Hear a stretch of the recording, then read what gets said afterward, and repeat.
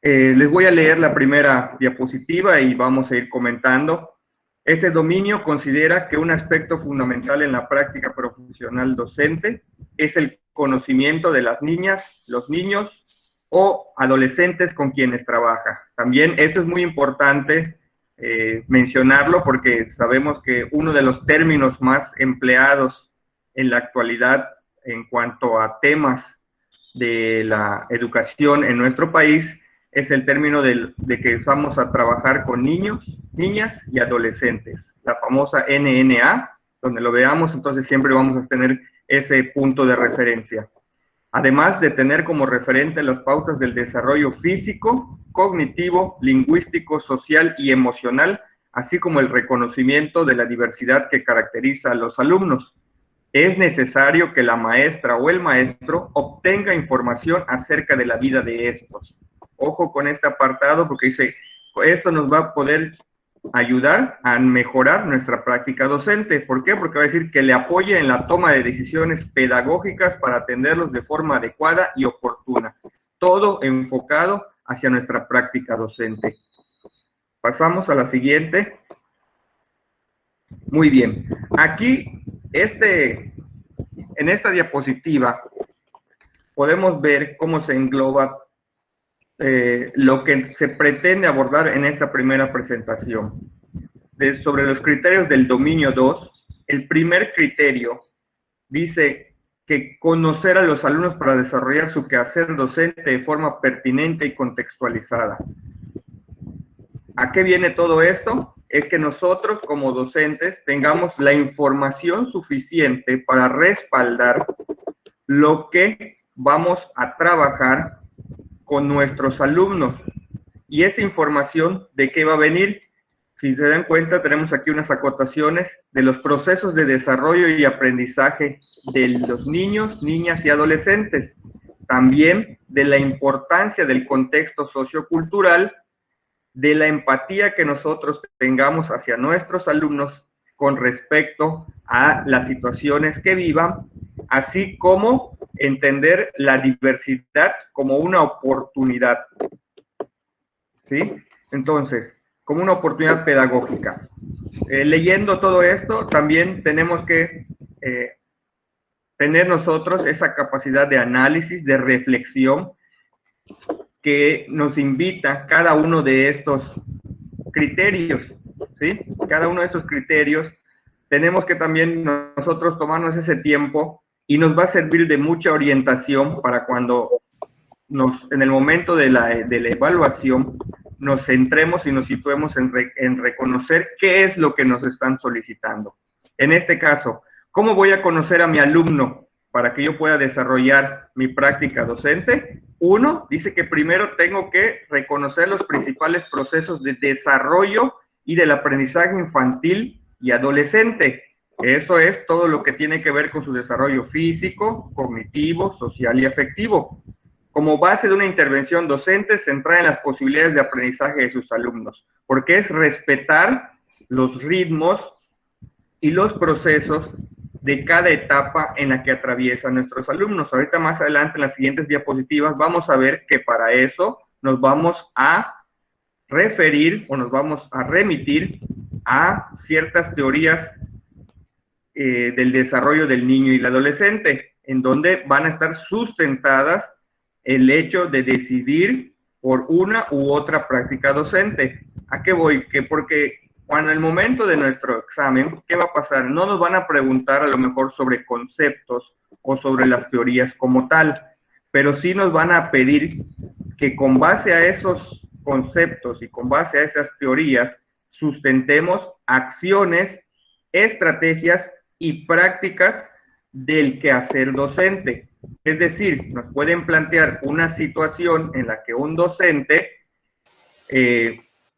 tenga que decidir qué estrategia o qué acción realizar con base al desarrollo infantil, ¿sí? En este aspecto. Y más adelante, como dice el 2.1.2, identificar que los alumnos tienen características, condiciones, necesidades, formas de actuar y relacionarse con otros. Aquí ya viene sobre la interacción, producto de la influencia de su contexto familiar, social y escolar, como referente para el diseño de estrategias didácticas pertinentes. Ahora, aquí yo ya sé qué características propias tiene el niño, pero también me voy a cómo él interactúa o se relaciona con su entorno, porque también de ahí voy a tener que tomar decisiones y aplicarlas en mi práctica docente. No es lo mismo la interacción que tiene un niño que viene de un núcleo familiar tradicional, aquel que viene de un núcleo familiar con ciertas características diferentes. Por ejemplo, el que solamente vive con los abuelitos, o aquel que vive solo con uno de los dos padres, uniparental, ¿sí? O aquellos niños que viven en una misma familia, en una misma casa, tiene convivencia con demás miembros de su casa, ¿sí? Asimismo, también no es lo mismo la interacción o las relaciones que desarrolla un niño de un medio urbano al que desarrolla un niño de un medio rural. De ahí también es que nosotros tenemos que comprender la situación de la vida de los alumnos y la relación que tiene con su desempeño escolar, para apoyarlos en el logro de sus aprendizajes de manera específica, principalmente a quienes más lo necesitan. Sí, porque si nos remitimos desde un principio, se ha manejado que la importancia del diagnóstico, ¿sí? A inicio de ciclo escolar y de los expedientes también de cada alumno, independientemente de la asignatura, si somos docentes de educación física, si somos de alguna otra materia, o maestros de grupo, de nivel preescolar o nivel primaria, siempre se nos recomienda que al alumno se le haga un diagnóstico. ¿Por qué? Porque nos va a arrojar datos no solamente de su desempeño académico, sino también de los diferentes factores que inciden en él y que nos van a ayudar a orientarnos a cómo trabajar con ellos. ¿Por qué? Porque nos va a ayudar a entender si un alumno tiene ciertas dificultades para una u otra actividad, puede ser que no sea necesariamente por una cuestión personal, sino más bien algún otro factor que le esté afectando, y de ahí viene que nosotros podamos tener esa empatía, entender la situación por la que atraviesa y adecuar nuestra práctica docente en beneficio de una mejora académica y del desarrollo de nuestro alumno o alumna. También, como último punto, nos dice valorar la diversidad presente en el grupo o grupos de alumnos que atiende, asociada a diferencias individuales, familiares, lingüísticas, culturales y sociales, como una oportunidad pedagógica para ampliar y enriquecer las posibilidades de aprendizaje de todos los alumnos. Es decir, la diversidad como oportunidad pedagógica. También aquí es donde recae nuestra labor docente, donde nos dice diversifiquemos las estrategias pedagógicas, diversifiquemos nuestras estrategias didácticas, porque dentro de una misma sesión podemos hacer ajustes de acuerdo a las características de nuestros alumnos, tanto por las características físicas, con las características contextuales, con las que ya viene una carga, cierta carga en el alumno, o como las situaciones particulares que está viviendo, o de cuestión cultural o lingüística. Muy bien, pasamos a la siguiente, maestra. Ahora, aquí antes de abordar toda esta parte, es importante también mencionar que en este dominio nos remite a un acuerdo que es el acuerdo 711.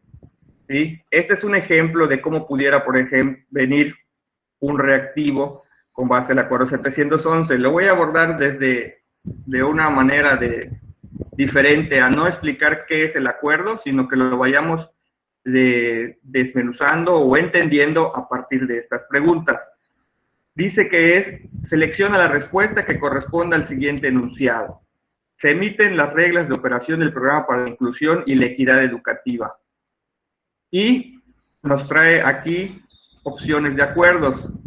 Un tip es que cuando en nuestro examen nos vayan a preguntar, si la pregunta es sobre acuerdos, lógicamente nos van a venir las 4 respuestas acuerdos. ¿Por qué? Porque las 4 nos puede decir, todos son acuerdos. No puedo, si en esta yo pongo planes y programas en lugar de un acuerdo, obviamente esa ya la voy a descartar. No pensemos que pudiera venir así. Entonces, les dice que el acuerdo 711 es aquel en el cual se emiten las reglas de operación del programa para la inclusión y la equidad educativa. ¿Qué tiene que ver esto con el hecho de que nosotros conozcamos a nuestros alumnos y a nuestras alumnas en cuanto a sus características?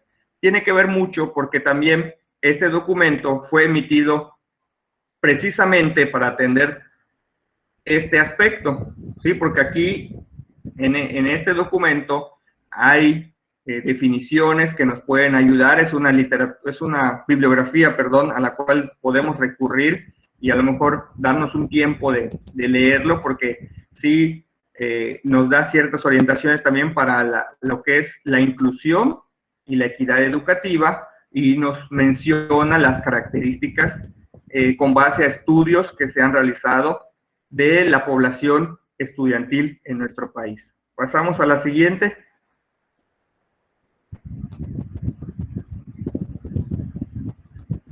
Muy bien. Y aquí viene otro modelo de cuestionamiento o de reactivo. Dice, con base en el acuerdo 711, pues, ¿a qué término corresponde el siguiente concepto? Aquí también es donde nosotros también podemos identificar. Dice, el que tiene, dependiendo del contexto y de la atención educativa que se le brinde, un desempeño escolar significativamente distinto en relación con sus compañeros de grupo, por lo que se puede requerir que se incorporen a su proceso educativo distintos recursos y apoyos educativos. Para ello es necesario realizar ajustes razonables para favorecer el logro de sus aprendizajes, su participación y su convivencia.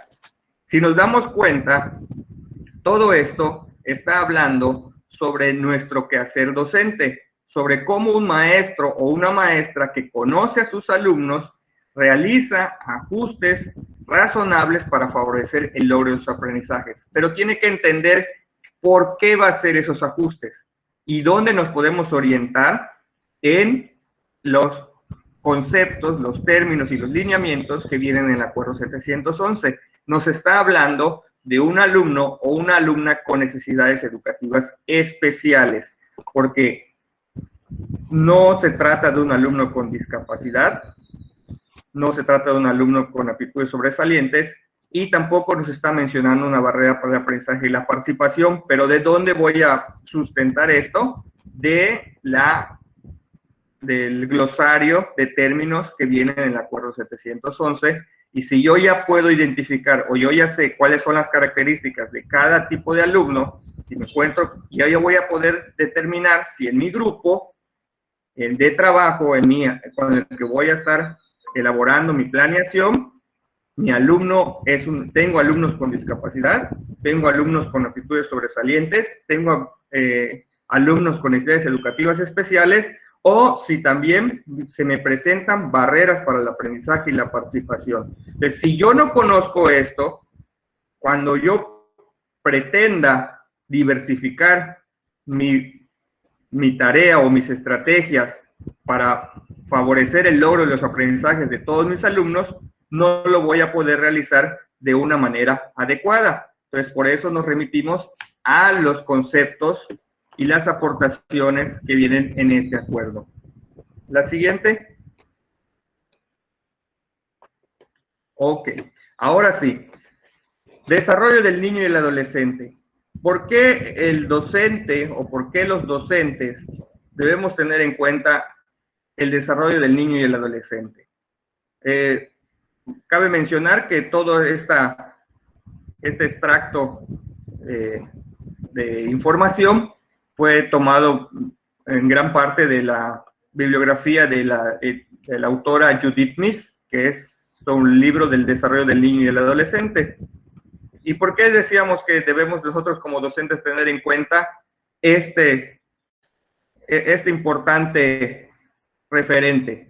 ¿Por qué? Porque el conocimiento intuitivo de los maestros sobre el desarrollo del niño puede influir en su forma de enseñar. Es decir, lo que yo pienso, lo que yo intuyo, sobre el desarrollo del niño, va a influir en la forma de cómo yo le enseñe, pero no nos vamos a limitar en lo que yo pienso o en lo que yo intuyo, sino que lo debemos de sustentar en lo que yo conozco, en lo que yo sé, en lo que yo domino. ¿Para qué? Para influir en la forma de cómo voy a enseñar, pero de manera positiva. Tengamos en cuenta que también trabajamos con futuros ciudadanos y parte importante de su formación es lo que reciben en las escuelas. Por eso es que el hecho de que los niños y los adolescentes pasen tanto tiempo en la escuela hace de este contexto, un factor eficaz de desarrollo. Y como bien nos mencionaron en los primeros apartados, la política educativa, la Ley General de Educación y el artículo 3 nos dice que debemos de favorecer el desarrollo de los niños, las niñas y los adolescentes, ¿sí? De manera positiva, al grado de que tengan una educación de excelencia. Además del desarrollo cognitivo, las escuelas influyen profundamente en el desarrollo social y emocional. Esto es el autoestima, las aspiraciones vocacionales, la identidad de los estudiantes. También la nueva política educativa nos dice que podamos formar ciudadanos y personas que busquen la sana convivencia, que generen ambientes de paz, que estén con la práctica de los valores para mejorar el actuar en sociedad. Entonces, si nosotros conocemos todo esto, vamos a orientar de manera correcta nuestra práctica educativa. Pasamos a la siguiente. Muy bien. Perdón, la anterior. Para situarnos un poco en el tema también, debemos de reconocer que la niñez, así como los diferentes factores o diferentes agentes de la sociedad, han tenido cambios sustantivos y cambios en sus definiciones y en sus prácticas. En cuanto a la niñez, la historia de la niñez nos dice que pasó de la transición temprana de niño a adulto a la sobreprotección y consideraciones sobreestimadas. Es decir, que no es lo mismo un niño que se ubicaba hace unos años atrás a un niño que vive en nuestra actualidad. ¿Por qué? Por las características de el momento histórico-social en el que se encontraba. Pues podíamos ver que había muchos niños que en realidad ocupaban muy poco tiempo a su formación educativa. ¿Por qué? Porque tenían que asumir responsabilidades de una vida adulta. Entonces pasaban muy pronto de su etapa de niñez a una responsabilidad adulta, que a lo mejor la mentalidad no estaba acorde, y eso lo vamos a ver más adelante con las teorías sobre el desarrollo infantil, a compararlo con la población infantil actual, que a lo mejor también pasa por algunas circunstancias que a lo mejor están por encima de lo que en realidad deberían de vivir. Sí, también en la historia de la niñez se va dando el surgimiento de terminologías acuñadas al desarrollo infantil, que a lo mejor antes solo era o eres niño o eres adulto. Ahora ya sabemos que hay niños, que están cruzando en la etapa de pubertad, que están pasando la etapa de adolescencia, la juventud, entre otras. ¿Esto para qué? Para determinar características específicas de cada etapa en la que se encuentran viviendo. Y eso también va a determinar su accionar, tanto en la escuela como fuera de ella.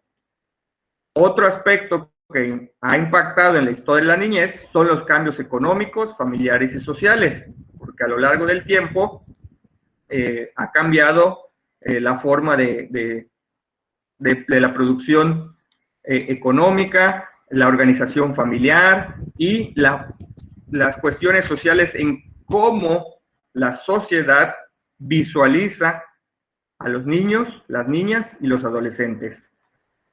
Y también en la historia de la niñez, las escuelas y los maestros siempre se han encontrado en procesos de cambio y de adaptación.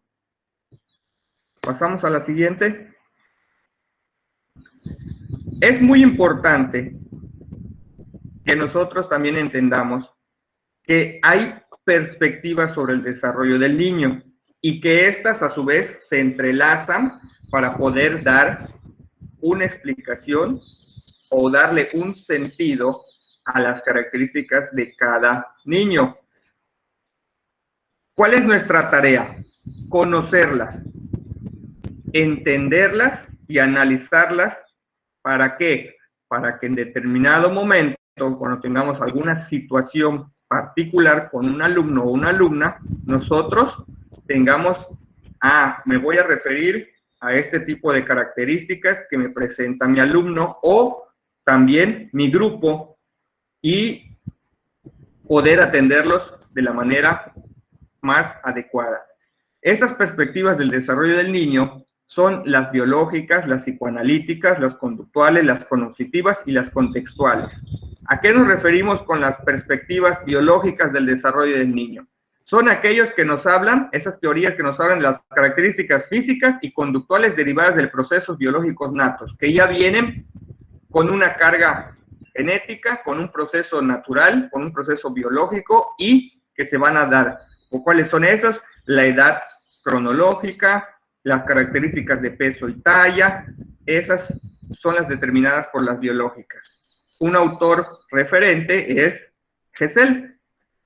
En las psicoanalíticas, donde aparecen las teorías de Freud y de Erikson, nos habla sobre los cambios de personalidad que surgen de los impulsos y las necesidades centrado en el yo. Es decir, los alumnos en sí mismos, hay que entenderlos también de que tienen una personalidad propia y esos impulsos y esas necesidades van a salir de lo que él está sintiendo en determinado momento. Y a lo que a nosotros nos compete es en el momento de nuestras clases, en el momento de que él interactúa con sus compañeros dentro del entorno escolar.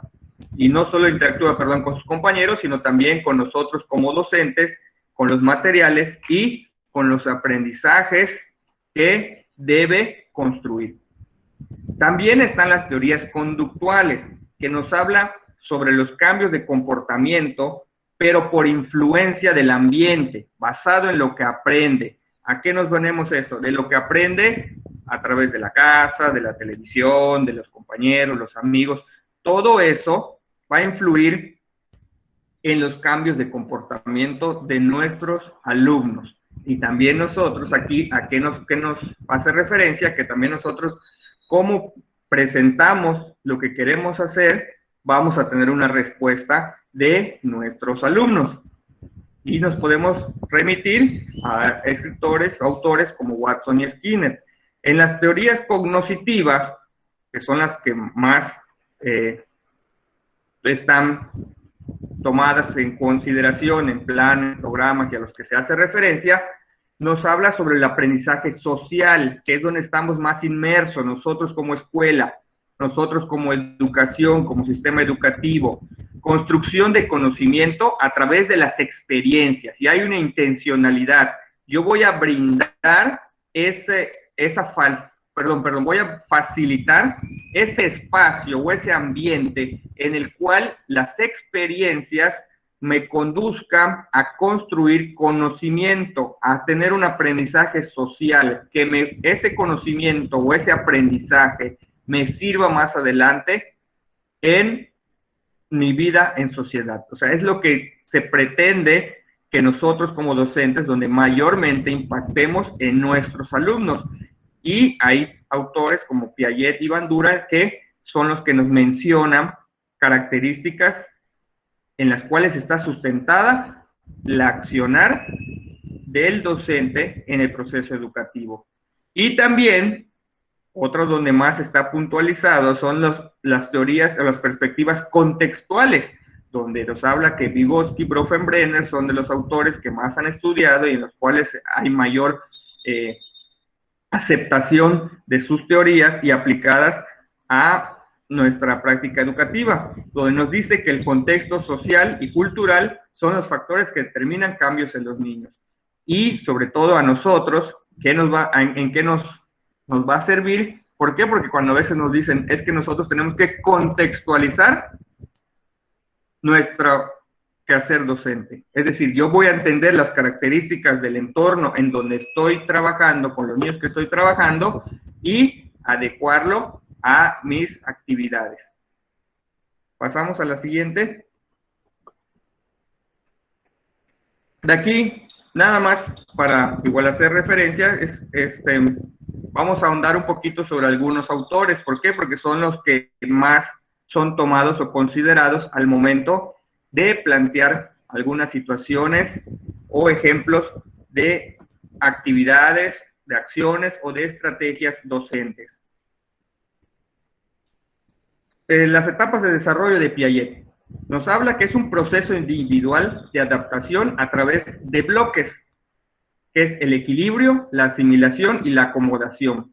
Equilibrio porque el niño, la niña, el adolescente en su proceso tiene que lograr establecer el equilibrio de lo que va logrando, no equilibrio en cuanto al término motriz, sino que establecer un nivel de control, después asimilarlo o apropiarlo y acomodación de ¿qué? De que ya lo voy a utilizar de manera práctica.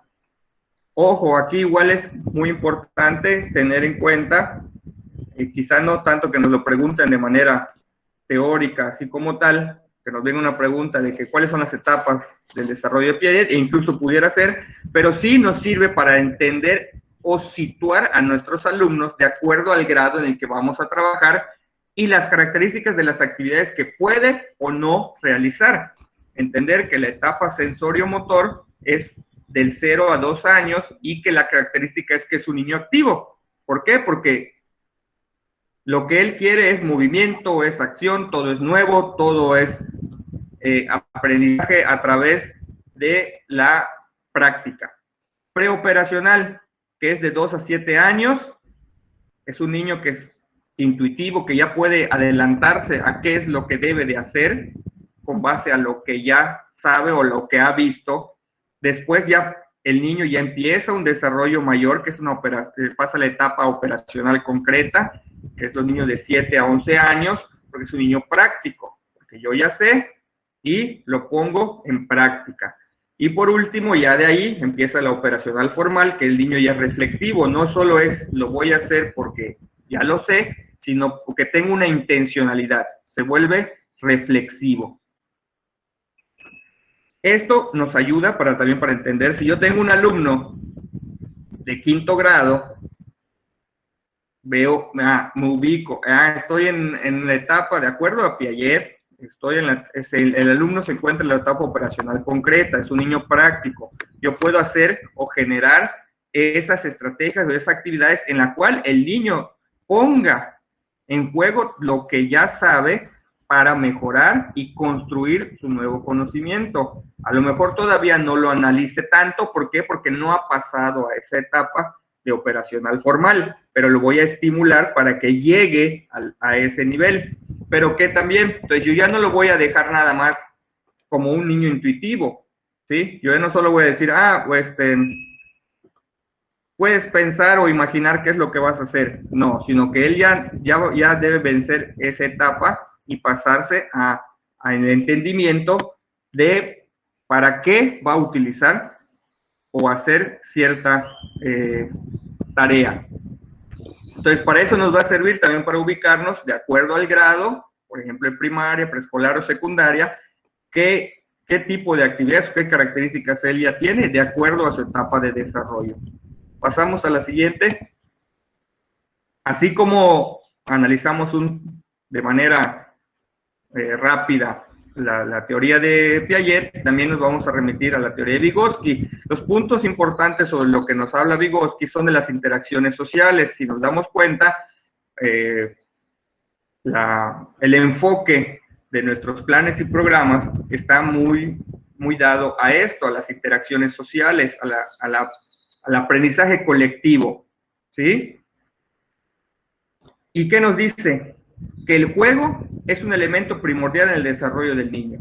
Y entendamos el juego no únicamente desde el punto de vista de educación física, sino de cualquier proceso o cualquier estrategia educativa, de cualquier asignatura. El juego va a representar en los alumnos un elemento facilitador en la construcción de su aprendizaje. Pero no solo el juego de manera libre, por decir así, sino que también el juego reglamentado. ¿Por qué? Porque también ahí va entendiendo que el juego es un elemento que también observa reglas que le van a ayudar a una mejor conducta en sociedad. De ahí también que el juego tiene que ser a través de un aprendizaje colectivo, ¿sí? Un aprendizaje colectivo para guiar su desarrollo. Otro elemento destacado de las teorías de Vygotsky dice que las interacciones sociales debe de estar presente el lenguaje como medio que facilita el desarrollo mental, apoyado en la transmisión de ideas, ¿sí? Ojo, aquí también es otro aspecto importante de nuestro enfoque didáctico, que siempre nos habla de la comunicación, de la interacción, pero no solamente el hecho de interactuar se refiere a estar o permanecer en un mismo lugar o en un mismo espacio físico, sino que tener ese intercambio a través de la comunicación, a través del lenguaje, ¿para qué? Para que las ideas se transmitan, se refuercen, se corrijan y logren impactar en el aprendizaje y el desarrollo de nuestros alumnos, ¿sí?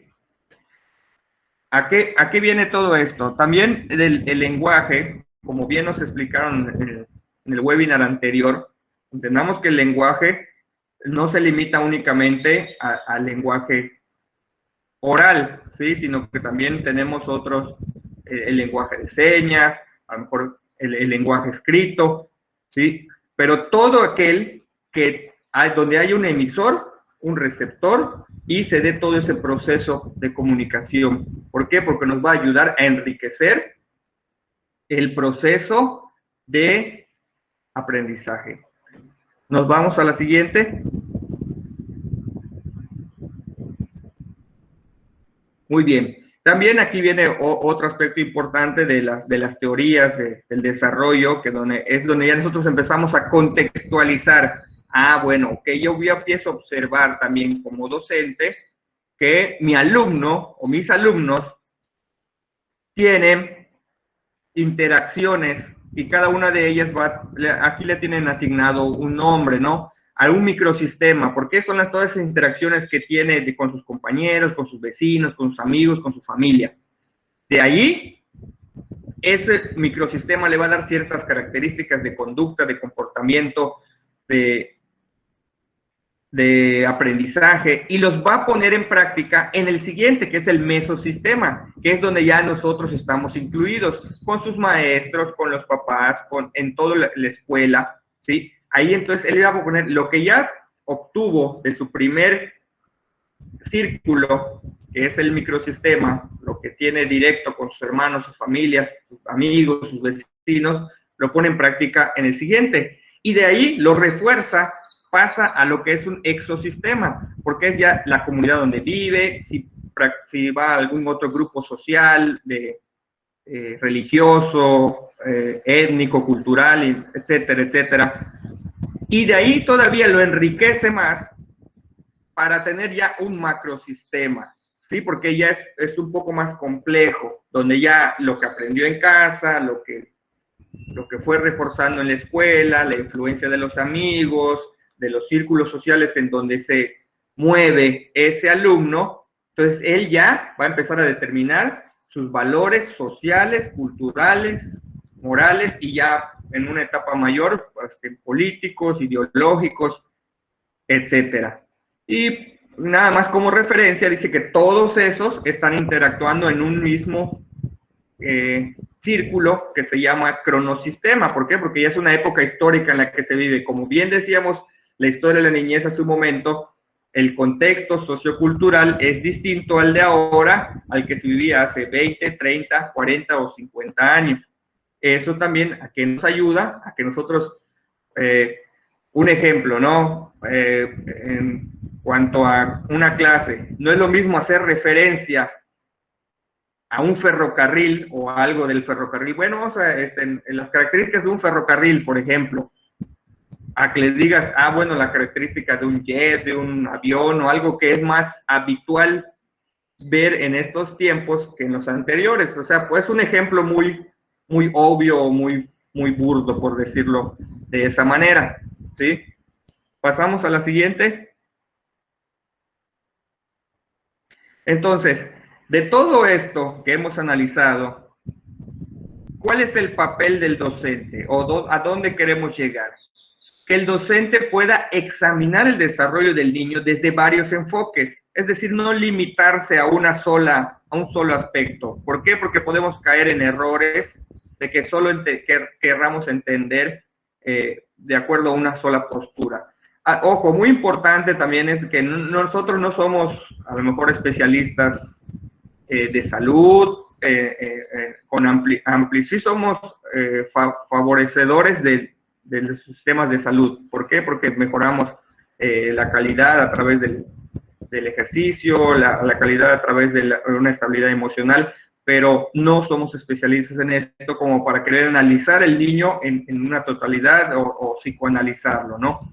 Pero sí entender que a lo mejor hay diferentes factores que influyen en él. Por eso es conocer todos los enfoques, contar con un amplio repertorio de información y posibles explicaciones, pero todo desde el aspecto educativo, no más.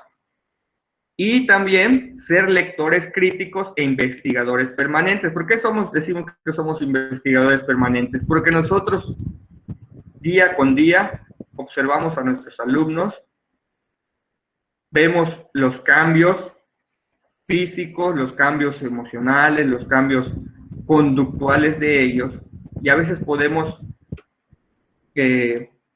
contribuir, no a veces, o sea, deberíamos de contribuir a que todo sea, pero de manera positiva, ¿sí? Siempre en el, por ejemplo, si vemos que a lo mejor un niño que habitualmente es muy participativo, muy entusiasta, de repente comienza a presentar una conducta de apatía, de tristeza, de desánimo, pues quiere decir que algo está incidiendo en ese niño. A lo mejor no le vamos a resolver la situación en la que esté, pero al menos vamos a tratar de que esa situación no le afecte en el momento en que se encuentra en la escuela, ¿sí? Para eso es que nosotros debemos de saber o tener este conocimiento y poder decir, bueno, ok, vamos a buscar una estrategia que ayude a que este alumno, a lo mejor voy a trabajar, a lo mejor se me ocurre, no voy a trabajar en equipo para que la actitud positiva de sus compañeros irradie en él y al menos en ese momento despeje su mente sobre las situaciones que pudiera tener de manera personal. Es igual, le digo, es un ejemplo muy, muy general o muy, muy obvio, y ya sobre la marcha pudiera ser que nos aparezca, perdón, cuando regresemos o retomemos ya los ejemplos de los reactivos, nos pudieran dar una mejor orientación de qué es lo que queremos llegar. Entonces, aquí otra parte importante son los registros, ¿sí? Porque hay maestros que realizan sus apuntes, o a veces no está de más nosotros tener en cuenta nuestra práctica, que de repente algo que fue muy destacado durante nuestra sesión, pues llevar una pequeña bitácora, ¿no? Y ahí eso nos va a servir para tener una mejor idea de que también si nuestra situación de clase fue apropiada, no fue apropiada, tuvo algunos inconvenientes, también para eso nos sirve y enriquece, como siempre recaemos en nuestra práctica docente. La siguiente, maestra. Aquí hacemos mención, no te los voy a leer, pero sí, cuando puedan contener la lectura de este material, es también nomás tener en cuenta el enfoque didáctico, en nuestro caso, de planes y programas de educación física, donde el 2011 nos habla del enfoque global de la motricidad y el 2017 es sobre un enfoque competencial, ¿sí? En el 2011 nos dice que el alumno asume el rol como protagonista de la sesión, ¿sí? Que eso igual sigue siendo en el 2017, solo que aquí nos habla más sobre lo que hace como ser individual y lo que transmite con sus compañeros, y en el 2017 lo que colectivamente va generando. Esto también es para tener en cuenta que nos tenemos que situar en el enfoque didáctico que nos está remitiendo planes y programas y aplicarlo en nuestra práctica docente. Nos pasamos a la siguiente, maestra. Asimismo, también otro material, así como les mencioné, el acuerdo 711, tenemos que saber que contamos con un documento que se llama Estrategia de Equidad e Inclusión en la Educación Básica. El punto primordial de esto es de que señala la necesidad de fomentar comunidades educativas en donde la diversidad sea valorada y apreciada como la condición prevaleciente. Importante, la educación inclusiva siempre tenemos que considerarla al momento de diseñar nuestras estrategias y nuestras prácticas docentes. Reconocer que todas las niñas y niños y adolescentes tienen los mismos derechos sin discriminación alguna, por lo que busca generar igualdad de oportunidades para todos mediante la eliminación de las barreras arquitectónicas, sociales, normativas o culturales que limitan su participación en el aprendizaje en el sistema educativo. Es decir, yo ya conozco a mis alumnos, a mis alumnas, de manera individual, de manera contextual, pero también entender que pueden haber otras situaciones culturales, otras situaciones en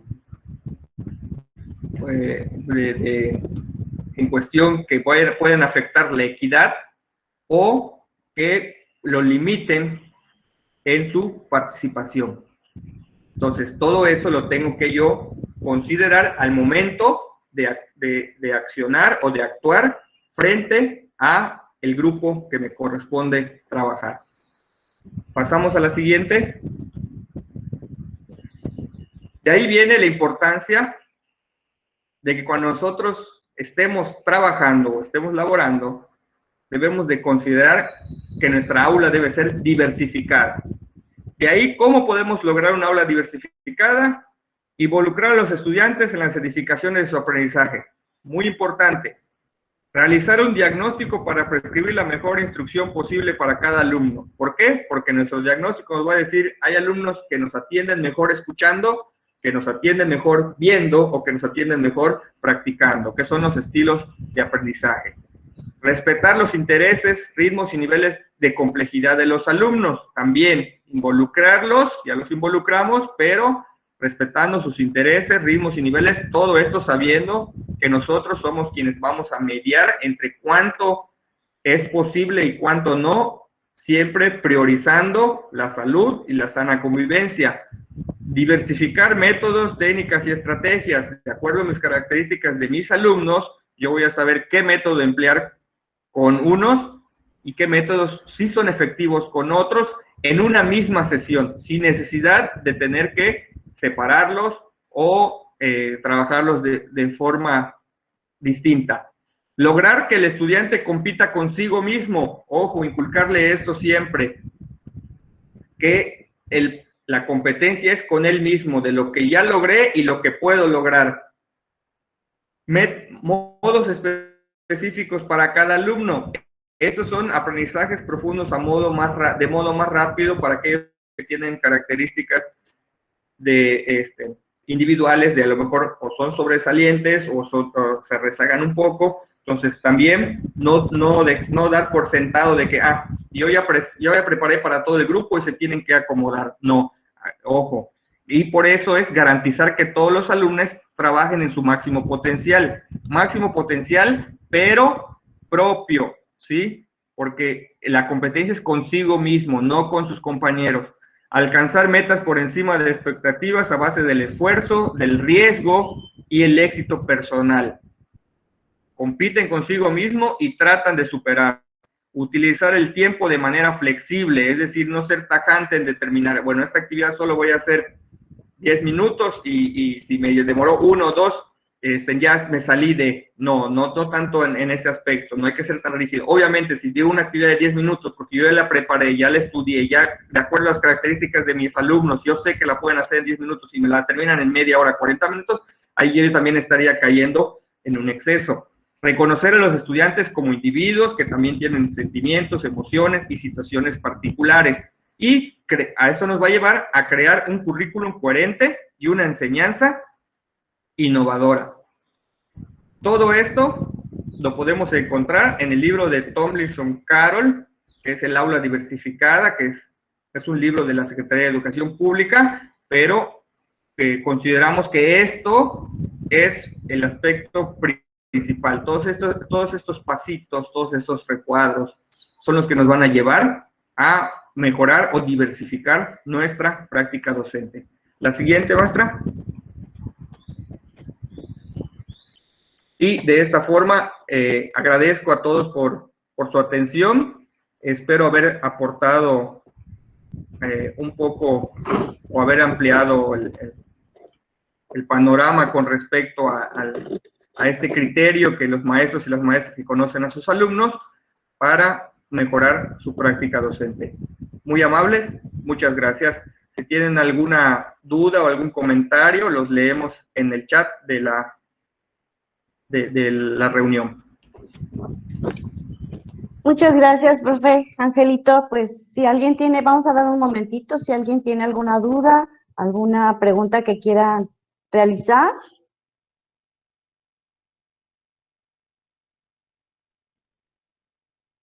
Pues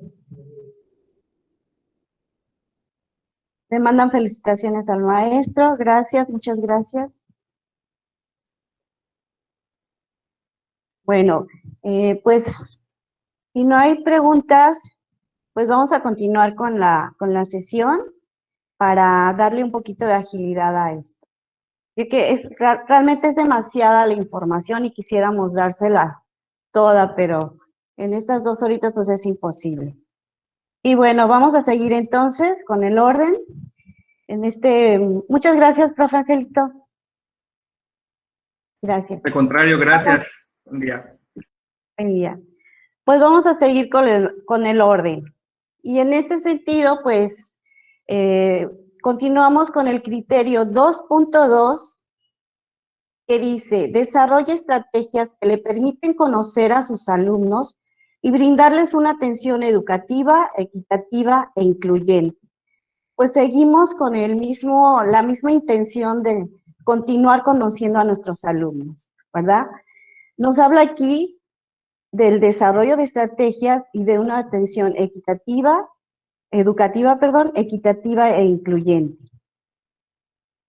¿Qué quiere decir esa educación equitativa e incluyente? Que busque atender las necesidades de aprendizaje de todos los niños y las niñas y adolescentes, con especial énfasis en las que tienen vulnerabilidad o que son vulneradas debido a la marginación y a la discriminación, ¿sí?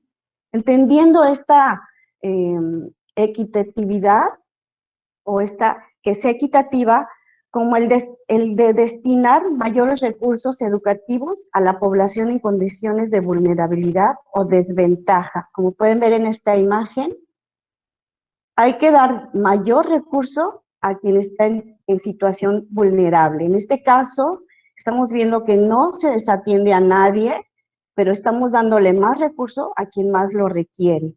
Esto nos habla ya de situar a nuestros alumnos en una posición de igualdad, ¿verdad? Perdón, perdón Lupita, pero no tienes presentación. Perdón, permíteme. Se me pasó. Vamos a ver.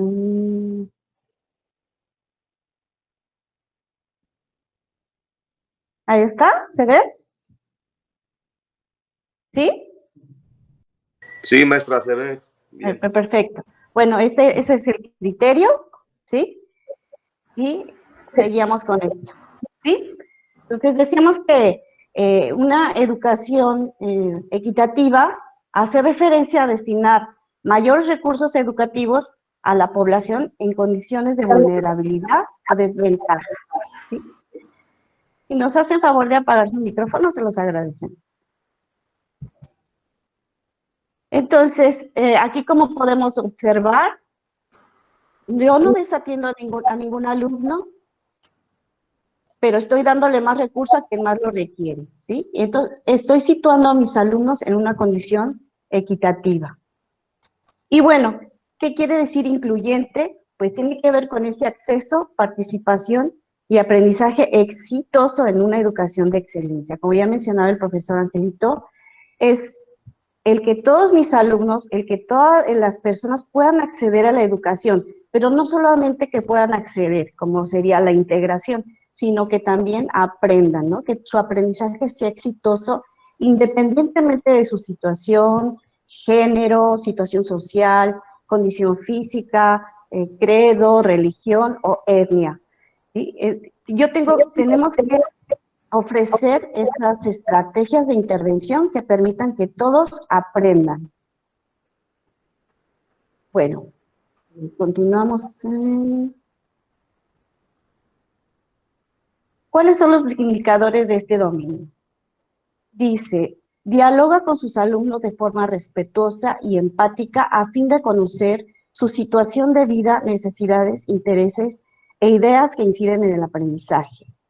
Nos está hablando de la interacción que el docente puede establecer con sus alumnos para seguirlos conociendo, ¿sí? Para seguir conociendo su situación y poder incidir en ese aprendizaje. El 2.2 nos habla de observar a los alumnos en diferentes momentos y espacios escolares en los que convive con ellos, para obtener información relevante sobre sus pautas de comportamiento, formas de interacción y comunicación, así como formas de colaboración y de resolución de problemas.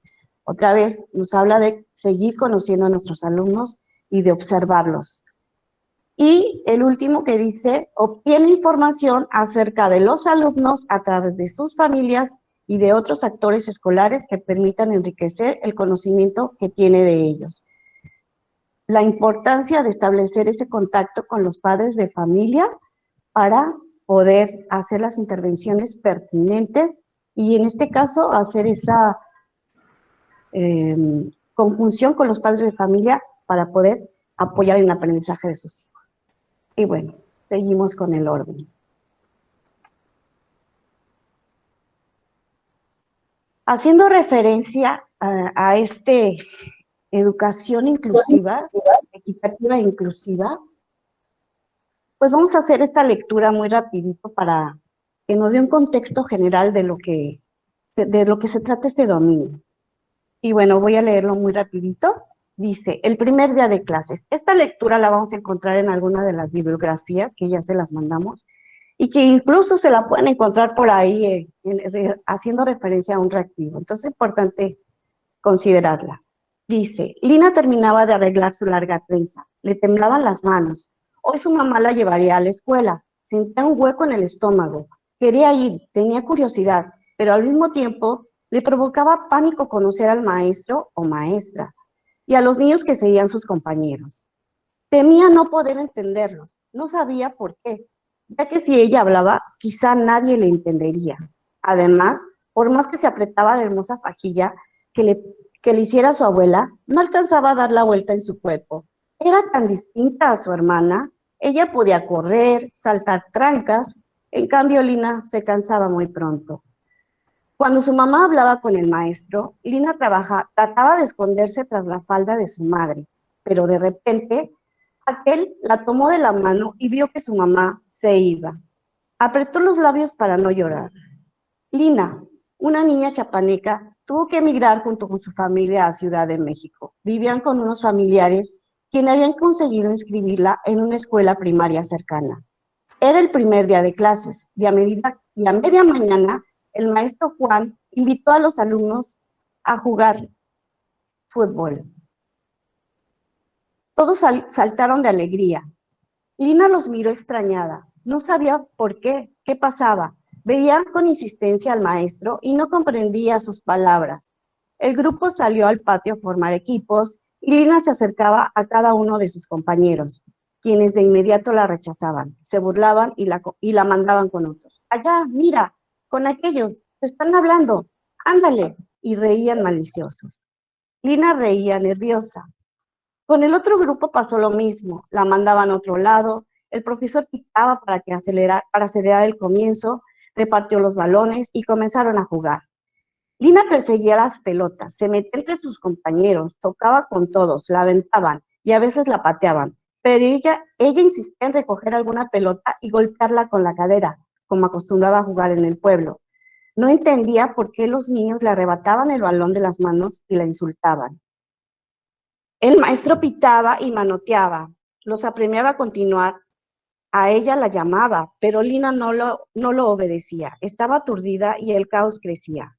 Enojado, el profesor entró a la cancha, la tomó de la mano y la sacó diciéndole que esperara y se sentara en una silla cercana a la pared. Lina no sabía por qué, se limitó a mirarlo. Una maestra presenció los hechos y advirtió que Lina no podía contener las lágrimas, por lo que se la llevó a su salón. El maestro se sintió mal. Deseaba que Lina se integrara al juego. Solo era para pasar el rato. A la hora de salida, Juan se acercó a sus compañeros y les comentó lo sucedido. Hubo diversas respuestas. Unos se burlaron, otros lo apoyaron, otros decían, ¡qué horror! No tenemos recursos, no hay talleres de actualización. Caray, no tenemos una buena formación. Alguien comentó, no te vayas a molestar, Juan, pero me parece que debiste poner otra actividad. No sé, algún juego que les permitiera a todos identificarse. Apenas es el primer día de clases y el fútbol es un deporte competitivo. Creo que fomenta la rivalidad entre ellos. ¿No les parece?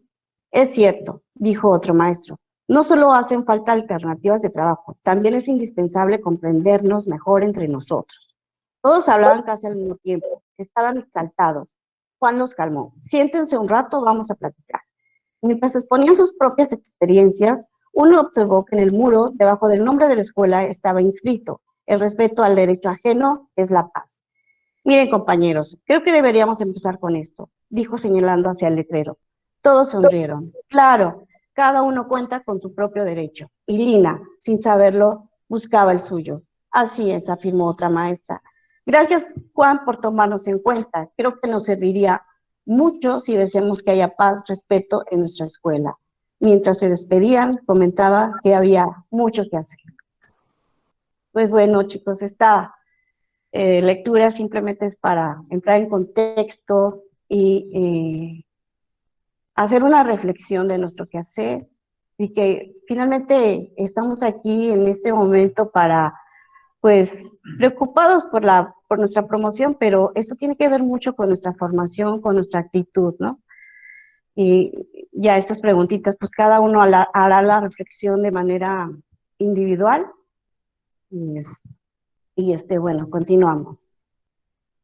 Entonces, vamos a hacer referente a los documentos normativos también, a las bibliografías de donde se retoma todos estos reactivos. Entonces, es importante que nosotros tengamos presente estos principios pedagógicos de que nos habla, en este sentido tomamos los dos, del Plan de Estudios 2011 y del 2017, porque nos va a permitir de algún modo hacer esa relación. Y pues no sabemos realmente en esas antologías, en esas guías que hemos observado, pues todavía están considerando algunos los de 2011. Entonces, pues vamos a ver, realmente tienen mucho que ver, que hace lo mismo, pero con otras palabras. Entonces, esto quiere decir que tenemos que centrar la atención en los estudiantes y en sus procesos de aprendizaje. Y el 2017 nos dice poner al estudiante al centro y su aprendizaje poner al estudiante y su aprendizaje en el centro del proceso educativo, ¿no? Nos dice que es importante tener la disposición y la capacidad de que el niño siga aprendiendo. Y nosotros tenemos que implementar esas estrategias que desarrollen sus habilidades de aprendizaje. y de que sea crítico, de que todo lo que aprenda le sirva para su vida. Entonces, como dice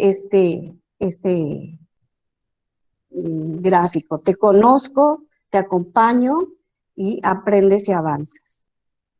¿Sí? Entonces, ¿cómo podemos conocer a nuestros alumnos? ¿Qué estrategias podemos utilizar para tener esa información? Ya tenemos un contexto general con lo que nos acaba de plantear el maestro Angelito de la etapa de desarrollo que está mi niño, ¿no?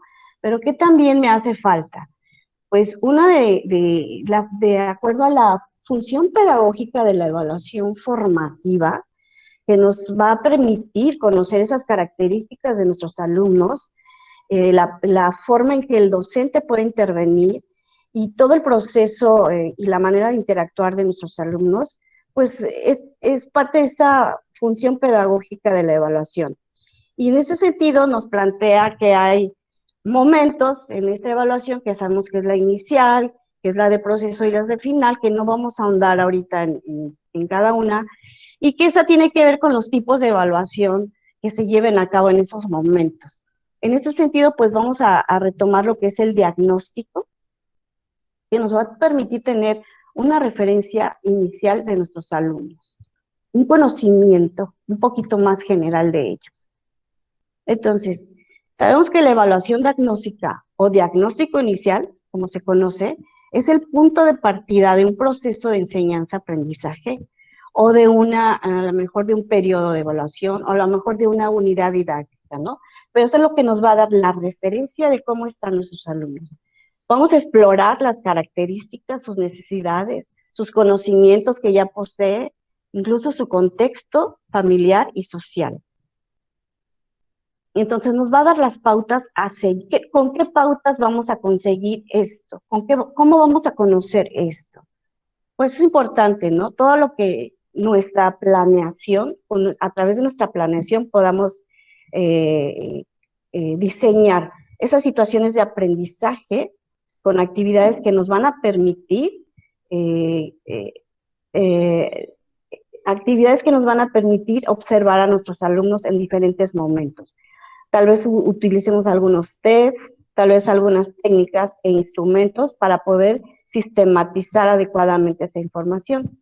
Y como decíamos, ¿para qué? Para poder diseñar las estrategias de intervención que respondan a las necesidades de nuestros alumnos. Entonces, en este sentido, pues tenemos aquí este cuadrito que lo podemos observar, si se ve bien. Entonces, ¿qué queremos conocer? Queremos conocer más a fondo a nuestros alumnos. ¿Qué le gusta? ¿Qué sabe hacer? ¿De dónde viene? ¿Con quién vive? Entonces, eso es lo importante de nuestra labor, ¿no? Que nos va a permitir hacer las adecuaciones adecuadas a nuestra planeación, a nuestras estrategias para intervenir. Entonces, tenemos aquí que tenemos varias técnicas, no vamos a ahondar ahorita en ellas, solamente las vamos a conocer un poquito, y a lo mejor más adelante con otros compañeros la verán más a fondo. Está la observación, desempeño de los alumnos, análisis del desempeño, interrogatorio, y también cada técnica pues se hace valer de varios instrumentos que nos van a permitir evaluar aprendizajes, que nos van a permitir evaluar conocimientos, habilidades y actitudes. Entonces, dependiendo de lo que yo quiera evaluar, pues voy a retomar la técnica y el instrumento adecuado. En esta ocasión, pues vamos a ver lo que es la observación, que es la que más común utilizamos, sobre todo en educación física, y vemos que tiene varios instrumentos y que estos instrumentos nos permiten evaluar, fíjense todos, contenidos, habilidades y actitudes. Entonces, aquí, por ejemplo, podemos ver que tiene la guía de observación, el registro anecdótico, diario de clase, diario de trabajo, escala de actitudes, ¿no? Y nos permiten, aquí la escala de actitudes, pues obviamente solamente nos permite evaluar actitudes. Y bueno, siguiendo con esto. La técnica de observación, como ya vimos, nos permite evaluar todos estos aspectos. ¿Qué habilidades tiene mi alumno? ¿Qué conocimientos trae? ¿Qué valores y qué actitudes? Y también podemos observar también sus ritmos de aprendizaje, sus estilos de aprendizaje, cómo está su desarrollo psicomotor y cómo está su contexto familiar y social, ¿no? Esta observación, esta técnica, la podemos hacer de dos formas, asistemática y sistemática. ¿Qué quiere decir asistemática? Que no requiere realmente un instrumento o no requiere que yo tenga un objetivo en sí, sino que me permite a mí nada más registrar la mayor cantidad de información y sin focalizar en un aspecto en general. Yo puedo observar de manera general a mis alumnos y recuperar hallazgos importantes que posteriormente ya podré yo analizar. También tenemos la sistemática. Esta técnica ya nos permite utilizar instrumentos, ya tiene un propósito más concreto a observar y podemos observar en sí ya estrategias que utiliza el alumno ante cualquier situación del aprendizaje, cómo interacciona con los materiales, con sus compañeros en cuanto a actitudes, ¿no? ¿Y qué instrumentos nos sirven para ello? Pues tenemos aquí la guía de observación, como vimos antes, el registro anecdótico y la escala de actitudes. Bueno, nos sirven otros instrumentos, pero ahorita nos vamos a ver estos. O sea, ningún instrumento es mejor que otro, ¿no? Todos podemos echar mano de ello, dependiendo la finalidad y el objetivo que queremos observar. Entonces, tenemos que la guía de observación, como ya dijimos, nos permite centrar la atención en aspectos específicos, promover la objetividad, observar diferentes aspectos y nos permite incluir indicadores. Por ejemplo, en este caso, por ejemplo, aquí tenemos el componente pedagógico, el aprendizaje esperado, el componente pedagógico, perdón, y yo concretamente qué voy a observar, ¿no? Y me permite a partir de este aprendizaje esperado, voy a poder definir indicadores para observar. Una ventaja que nosotros tenemos en nuestro currículum, en nuestro programa, es que ya vienen estos aprendizajes, de modo que podamos atender lo que es conocimientos, habilidades, actitudes. Entonces, por ejemplo, aquí podemos ver que estamos hablando de, si yo estoy desglosando mi aprendizaje esperado, puedo ver que dice, identifica movimientos como correr, saltar. Estamos hablando de concepto, ¿no? Luego dice, coordina sus movimientos al manipular diversos objetos. Estamos hablando de habilidades, de procedimiento. Y aquí dice, tiene iniciativa para hacer propuestas motrices y de expresión. Aquí estamos hablando de actitudes, ¿no? Entonces, esto nos ayuda ya bastante en la elaboración de nuestros indicadores. Bueno, también tenemos el registro anecdótico, que es un informe que describe hechos, sucesos o situaciones. Nos permite identificar las características de los alumnos, dar un seguimiento sistemático y evaluar determinada situación. Y aquí, pues, sus elementos son, pues, lo más común, que es la fecha, hora, nombre del alumno. ¿Qué actividad voy a evaluar? Aquí también ya me permite específicamente qué voy a evaluar, poner. ¿En qué contexto en qué contexto me encuentro para observar? Y voy a hacer una descripción del observado, sin hacer juicios ni opiniones, simplemente yo qué estoy observando en cuanto, por ejemplo, aquí el trabajo colaborativo, tal vez, ¿no? Voy a observar en este juego, en esta actividad o en este periodo, o sea, ya depende del tiempo que yo quiera observar, ese trabajo colaborativo de mi alumno, ¿no? Entonces yo solamente a eso me voy a remitir, no voy a hacer ningún juicio, simplemente registro lo que observo y después pues ya voy a hacer una interpretación de lo observado. Incluso lo puedo hacer aquí mismo, ¿no? En el momento. Ya, pero ya después que yo observé y relaté lo que vi. Y bueno, tenemos la escala de actitudes. Esta finalmente también tiene, pues como dice su nombre, medir la actitud de nuestros alumnos, ¿no? Y vamos a determinar qué actitud, qué vamos a evaluar en sí, ¿no? Para ello tenemos que elaborar enunciados positivos, negativos e intermedios y utilizar los criterios de la escala tipo Likert. Obviamente esta escala es como para alumnos ya que saben leer, ¿no? Que saben leer y escribir, tienen más capacidad parece que se encuentran en una etapa de las operaciones ya más formales, pero la podemos adaptar con algunas imágenes, infografía con nuestros alumnos más pequeños de preescolar. Por ejemplo, aquí dice totalmente de acuerdo, estos son los valores, criterios Likert, parcialmente de acuerdo, ni de acuerdo ni en desacuerdo, parcialmente en desacuerdo. Y por ejemplo, aquí cómo están redactados. En forma positiva, como dijimos, dice, me alegro con mis compañeros, me alegro cuando mis compañeros mejoran. Aquí puede ser, puedo organizar las actividades del equipo cuando me lo piden. Esto es como intermedio, ¿no? La que dijimos hace ratito, pues es más positiva y puede ser negativa. Me burlo de mis compañeros, no alcanzo a leer, dice, me burlo de mis compañeros cuando se equivocan, ¿no? Entonces, una forma de redactar negativa. Entonces el niño aquí pondrá, pues sí, a lo mejor está totalmente de acuerdo o totalmente en desacuerdo, ¿no? Bueno, esto es un instrumento y como decía el profesor Ángel, lo podemos encontrar en alguna situación que nos presente el reactivo y ya nosotros haremos esa relación de qué nos está pidiendo.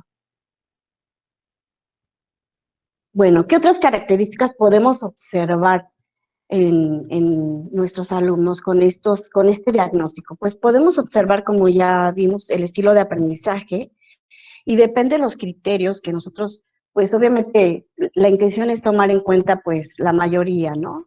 La mayoría de estos criterios de los estilos de aprendizaje, como son el sensorial, el estilo de pensamiento, el estilo de actitudes ante el aprendizaje, que ya lo vimos con una escala de actitud, relaciones sociales, un ambiente de estudio y sus necesidades físicas, ¿no?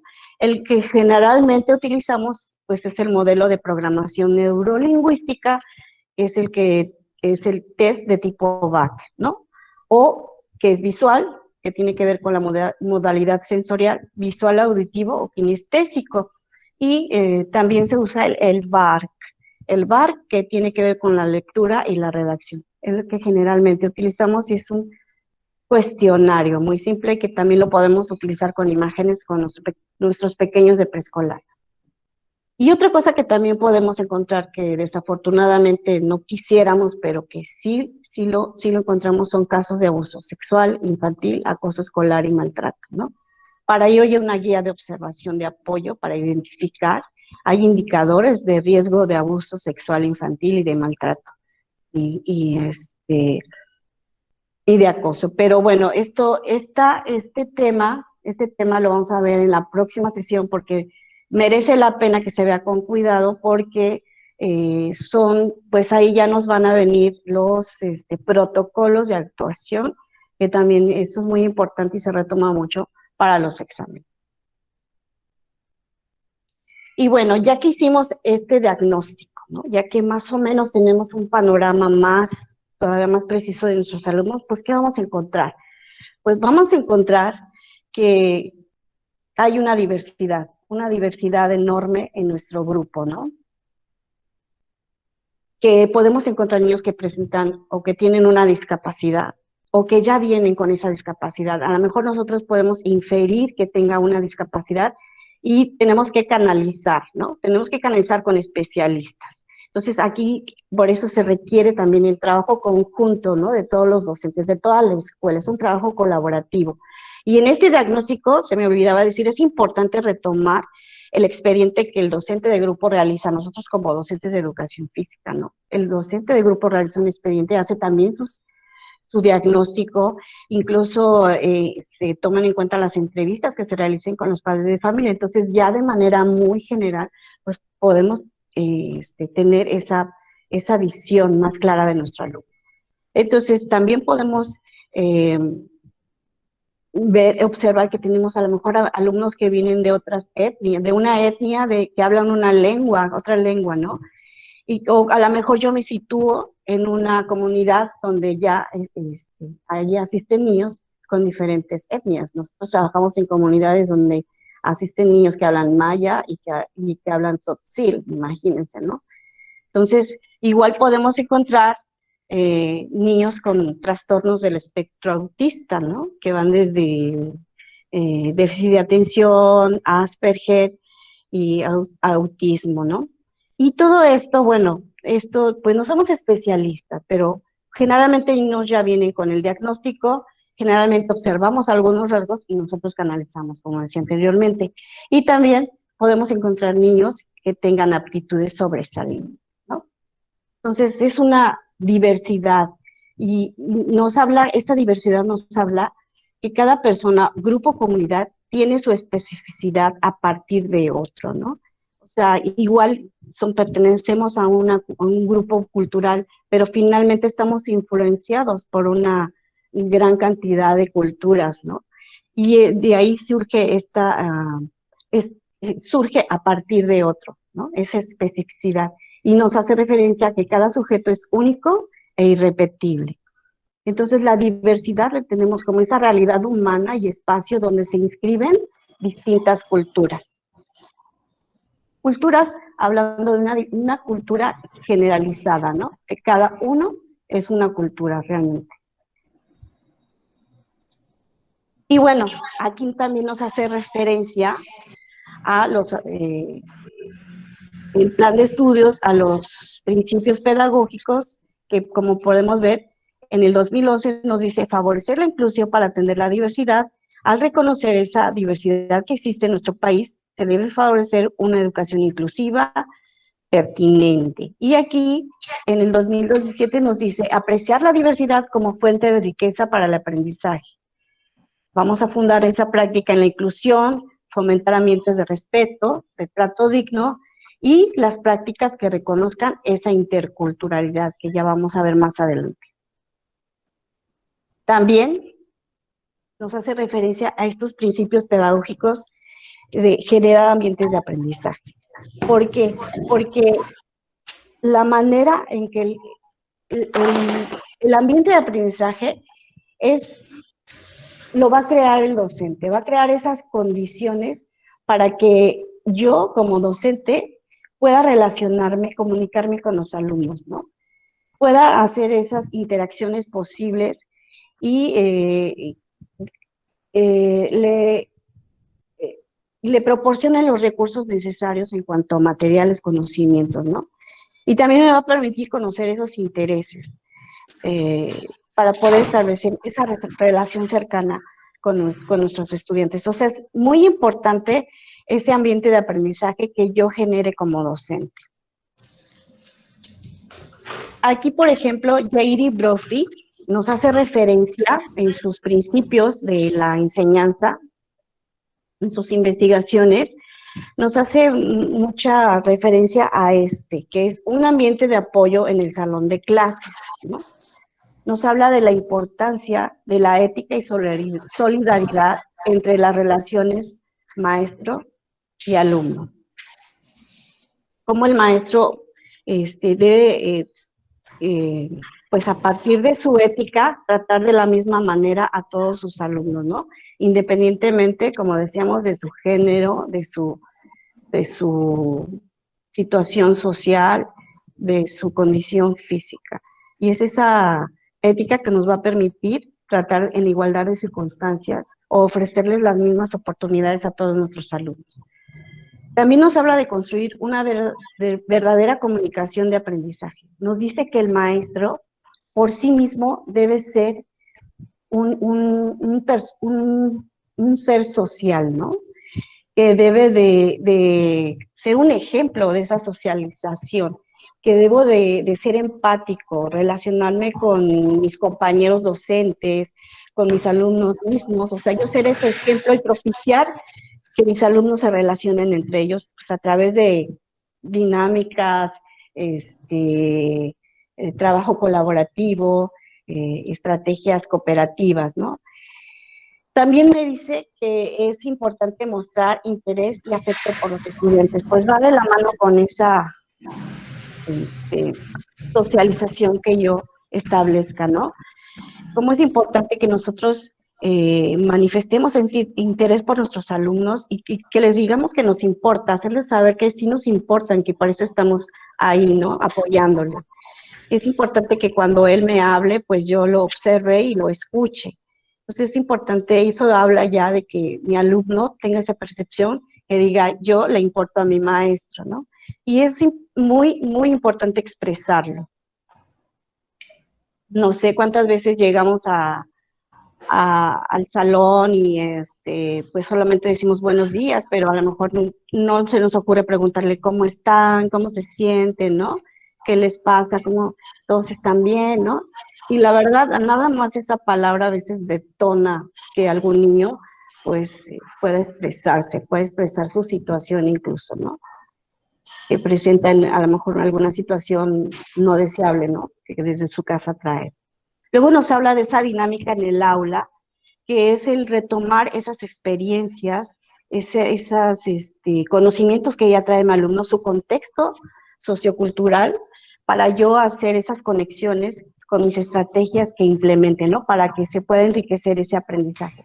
También nos habla de la relación que yo puedo establecer con los padres para que apoyen el aprendizaje de sus niños. También nos habla obviamente de alentar ese trabajo colaborativo a partir de la responsabilidad que cada uno tenga en ese trabajo que se inicie, ¿no? ¿Qué responsabilidad cada uno tiene que pueda incidir en el resultado final y que va a afectar a todos, no nada más a él como...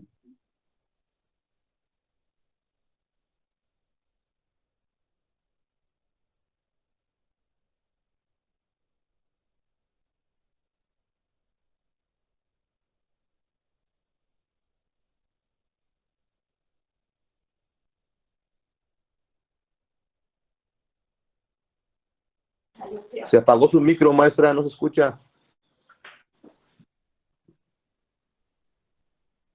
A ver, ¿ahí ya me escuchan? Sí, ¿Ahí ya me adelante. escuchan? Ya se escucha. A ver, Ya se ¿dónde me escucha. quedé? ¿Hasta ahí? ¿Ahí va bien?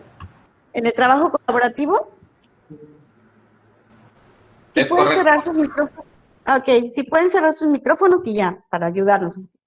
Muy bien, entonces, ese trabajo individual que yo voy a hacer en mi equipo y que lo poco o mucho que yo haga va a repercutir en todo el equipo, ¿no? Es esa corresponsabilidad. Y bueno, otro aspecto que nos señala JD es enseñar a participar en clases sin temor, ¿no? Nos hace mucha referencia a eso, cómo es importante que los niños no tengan temor a ser ridiculizados cuando participan, ¿no? Cuando nosotros también promovemos esa participación al implementar una metodología, activa, ¿no? Que yo les permita que ellos propongan, que ellos expresen su opinión o expresen cómo se sienten ante alguna actividad que yo proponga, ¿no? Pero que a la vez también, pues, no se sienta que, ¿cuántas veces nos dicen, así, podemos saltar así? Y decimos, no, así no, ¿no? Luego nuestra respuesta es no. Yo en una ocasión tuve un curso, la verdad no recuerdo ni de qué, pero nos hacía mucha referencia a esa parte, ¿no? Que nos dice el niño, a lo mejor no está bien lo que está haciendo, pero nosotros podemos decirle, sí está bien, pero lo podemos hacer mejor de esta manera, ¿no? Entonces, aquí lo importante es que el niño sienta esa confianza y esa seguridad de lo que está haciendo está valiendo la pena, no que no está bien o que no es así, ¿no? Entonces, eso le va a dar esa confianza y sobre todo nosotros y la incidencia que nosotros tengamos cuando algún compañerito pues se burla, ¿no? Y aquí nos habla de la importancia de actuar en el momento, ¿no? De incidir y decir, a ver, ¿qué pasó aquí? Es hacer esa reflexión, ¿no? Del respeto y la comunicación y el respeto, ¿no? Que debemos tener por los demás. Entonces, esto es lo que, uno de los principios de J.D. Brophy, que ya lo verán más adelante con otros compañeros, otros principios muy importantes también.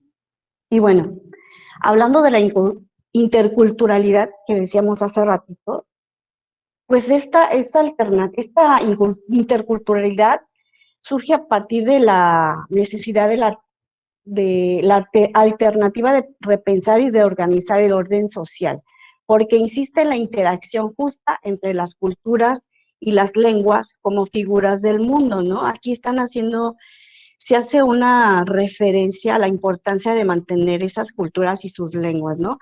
Que a pesar de que hay una fusión, pues ya llegan habitantes de otras regiones a las ciudades, se relacionan, se hace una mezcolanza de culturas, pero que no se pierda esa interculturalidad, ¿no? Esa es la importancia de esto. Y como decíamos, esa interculturalidad se reconoce al otro como diverso, sin borrarlo, sino comprendiéndolo y respetándolo, ¿no? Entonces, entendiendo que la cultura es una construcción social histórica que responde al proyecto particular de que cada pueblo se traza como propio. La cultura es dinámica, en tanto que los valores se van transmitiendo, se crean, se recrean, permanecen y se van combinando, como decíamos, ¿no? En los encuentros y desencuentros entre los distintos pueblos o construcciones culturales. Entonces, es importante que hagamos estas diferencias de conceptos, porque seguramente van a venir por ahí en algún reactivo. La interculturalidad habla de esa interacción que se da entre las culturas. Y en este enfoque intercultural, pues nos dan muchas estrategias que nosotros podemos implementar en el aula, ¿no? Ya concretamente en nuestra aula. Y, por ejemplo, podemos ver, haciendo referencia a esa importancia de la relación, de la comunicación que se pueda dar entre los alumnos, el docente, y de cómo yo voy a poder irlos conociendo. Entonces nos habla que la cultura y el clima en la escuela es muy importante, ¿no? Porque hace referencia a esas formas de relacionarse, al desarrollo de las capacidades sociomorales, al desarrollo de las normas en la escuela y en el aula, y a las formas de intervención en un conflicto. Aquí nos habla de las capacidades sociomorales, haciendo referencia a los valores, ¿no? Sobre todo. Y nosotros vamos a ver lo que son las habilidades sociales y emocionales, que es otra cosa que lo vamos a ver en la próxima sesión y que tiene que ver con la detección de los niños que están en una situación de vulnerabilidad en cuanto al abuso y la violencia, ¿no?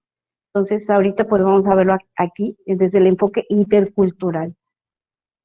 Entonces, sabemos que hablando de las formas de relacionarse, tenemos que la cultura escolar son esas prácticas y valores que se viven día a día dentro de la escuela, ¿no? Dentro del aula, y que tiene que ver con una educación que demos en valores y actitudes. Y eso obviamente se va a dar a partir del modelaje.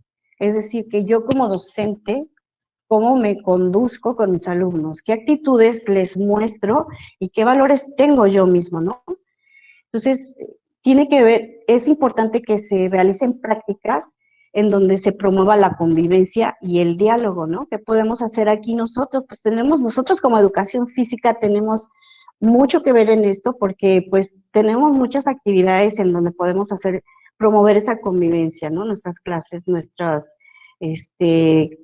clases de macrogimnasia, nuestros rallies de valores, a lo mejor nuestra mini olimpiada, nuestras olimpiadas, todo eso, pero todo enfocado a la convivencia, ¿no? A resaltar valores y actitudes positivas en este caso, ¿no? Entonces, estas prácticas nos va a hacer que valorar la diversidad y que se enriquezcan las propias identidades, ¿no?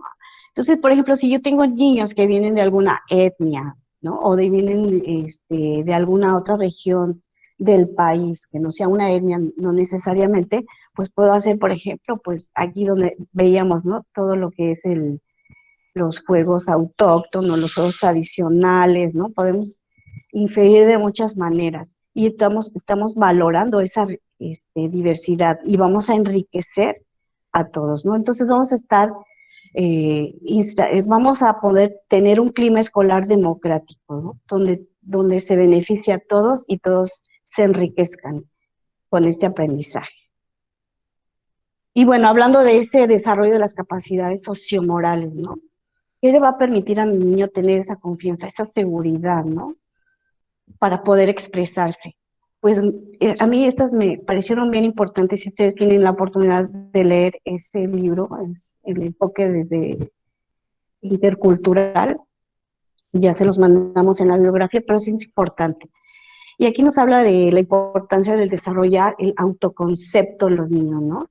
Que nos habla de la opinión, como dice el nombre, de la opinión que tiene sobre sí mismo, el niño sobre sí mismo, y que eso pues tiene mucho que ver con la retroalimentación que los adultos le den a un niño. Fíjense, no es tanto, el niño pues puede decir, pues yo, un niño pequeño, ¿qué puede decir sobre sí mismo?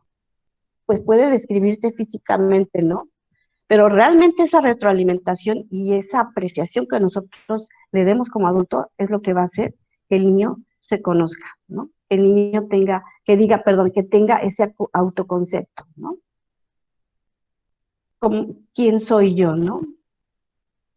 Entonces, de aquí viene también el autoconocimiento, ¿no? Conocerse a sí mismo, la importancia que el niño sepa cómo se siente, qué le gusta, qué no le gusta, qué le disgusta, que sepa que si está en alguna situación eso le incomoda y que tenga la posibilidad de hacer algo para evitarlo. Entonces es muy importante que el niño realmente incida en ese conocimiento, ¿no? Que nosotros implementemos estrategias donde ellos puedan expresar o diferenciar esos sentimientos de tristeza, de enojo. No es lo mismo cuando estás frustrado o cuando estás enojado, cuando estás triste, ¿no? Que el niño aprenda a identificar, pues, esos sentimientos y emociones. Después nos habla de la autoestima, que es la valoración de sí mismo, ¿no? Y esto tiene mucho que ver con el autoconcepto, porque es esa apreciación que los adultos le dan a un niño, ¿no? Nosotros como adultos es la valoración que le estamos dando, qué mensaje les estamos mandando, incluso como decíamos, hay comunicación verbal y no verbal, ¿no? Con mi actitud, yo qué mensaje le transmito a mi niño, ¿no? Si el niño me habla, yo ni siquiera volteo, pues yo no estoy siendo importante, él no está siendo importante para mí y es el niño pues va a tener una valoración de ello, ¿no? Las actividades que nosotros planteemos en la clase, ¿no? Esa metodología que utilicemos va a servir de mucho, porque si yo solamente les pongo actividades, pues, para que nada más cumplir el horario de clase, pues, no le van a servir al niño porque él no va a sentir que tiene ese reto de lograrlo, que va a poder, lograr una actividad y que se va a sentir seguro cuando la logre, ¿no? Que si a lo mejor le pongo yo actividades muy difíciles, pues no las va a lograr y se va a sentir frustrado, ¿no? Y va a decir, no, no pude y no lo puedo hacer y no sé, no puedo. Entonces es importante que el niño sí pueda lograr las actividades, pero que también signifiquen un reto, ¿no? Después está el conocimiento de los demás, que es la capacidad de empatía, de reconocer al otro, de ponernos en los zapatos del otro, y también esto siempre es con la atención que nosotros les demos a los niños, ¿no? Si yo soy empático con él, pues el niño va a desarrollar esa capacidad de nosotros en nuestra clase decirles, a ver, apoya a tu compañero, ya terminaste, dile cómo, apóyalo, ve, ¿por qué crees que no pueda? Pues ayúdale, ¿no? Todas estas estrategias que nosotros podamos, acuérdense que nuestra educación es integral, ¿no? No solo estamos educando el movimiento, a través del movimiento, estamos educando toda esa parte, como dice nuestro enfoque, sistémica e integral, ¿no? Su parte afectiva, cognitiva, social. También nos habla del razonamiento moral y es aquí el desarrollo de valores, ¿no? El desarrollo del respeto a las diferencias, del respeto de la perseverancia, de todas esas actitudes que el niño presente en un momento dado en el aula y que nosotros podamos incidir cuando son negativas y propiciar lo que es positivo. Luego nos habla de las habilidades de comunicación y diálogo, que tiene que ver mucho con que él pueda dialogar con los demás cuando los reconozca que son iguales y que pueden intercambiar opiniones, ¿no? Y eso lo podemos nosotros propiciar siempre con el trabajo en equipos colaborativos. Habilidades para realizar la comprensión crítica habla de las habilidades para realizar juicios, que el niño ya, depende obviamente de su edad en que se encuentre, va a poder realizar esos juicios. Eso requiere que desarrolle esa capacidad de análisis, de comprensión, de hacer diferencias, ¿no? De que nosotros a lo mejor entre una situación que se presenta en el salón como de, pues, un conflicto, nosotros lo retomemos y a ver, a través del diálogo, de la reflexión, nosotros digamos, a ver, ¿ustedes qué harían? ¿Tú qué harías? ¿Cómo podríamos resolver esto? Entonces el niño va haciendo ya, y obviamente esto va a depender de su edad, ¿no? Entonces, y también nos habla de la autorregulación, o sea, perdón, de esa autonomía que ya implica la autorregulación. A partir de estas habilidades, pues el niño va a tener esa posibilidad. Miren, esta es mucha la información, pero vamos a continuar y hasta donde lleguemos, pues ya vamos a seguirle la próxima sesión, ¿no? Por lo pronto, pues, continuamos.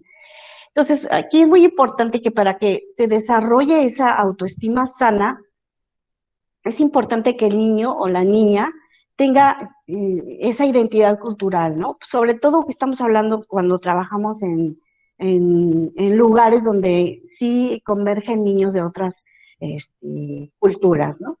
Entonces, que el niño identifique cuál es la suya, que la reconozca y que diga, tenemos estos